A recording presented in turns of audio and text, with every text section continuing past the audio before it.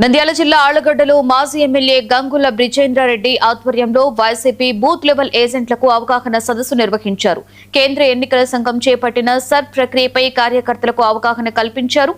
Vote హక్కు పరిరక్షణలో party శ్రేణులు అప్రమత్తంగా వ్యవహరించాలని గంగుల బ్రిజేంద్రారెడ్డి సూచించారు. జూన్ 15 నుండి జూలై 14 వరకు బిఎల్ఏలకు ప్రత్యేక శిక్షణ కార్యక్రమాలు నిర్వహించనున్నట్లుగా తెలిపారు.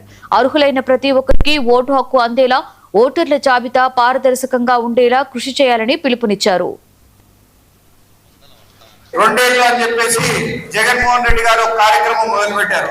రేపు జూన్ 2వ తారీఖు 4వ తారీఖు ఈ ప్రభుత్వం ఏర్పడి 2 ఏళ్ళు పూర్తవుతుంది.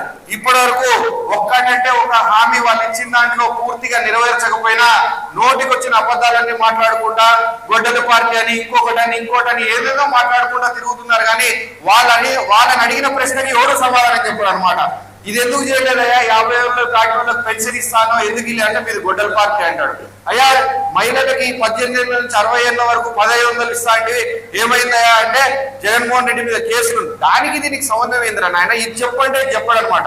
కాబట్టి రేపు జూన్ 4వ తారీఖున మనందరం కూడా మండల హెడ్ క్వార్టర్లలో మొదటిగా అందరూ కూడా అన్ని గ్రామస్తులు కూడా ఏ మండలానికి సంబంధించిన వాళ్ళు మండల హెడ్ క్వార్టర్లలో ఈ వెన్నుపోటీకి 2 ఏళ్ళు అని చెప్పేసి ఈ కార్యక్రమాన్ని మండల హెడ్ క్వార్టర్స్ లో అందరూ కూడా ఒక దగ్గరికి చేరి ఏదైతే ఆయన సూపర్ 6 సూపర్ హిట్ అని హామీ ఇచ్చి పేపర్లలో వేసుకున్నాడో, ఎలక్షన్ల ముందర ఈ విధంగా వేసుకున్నాడో ఇవి చూసారు. ఆ రోజు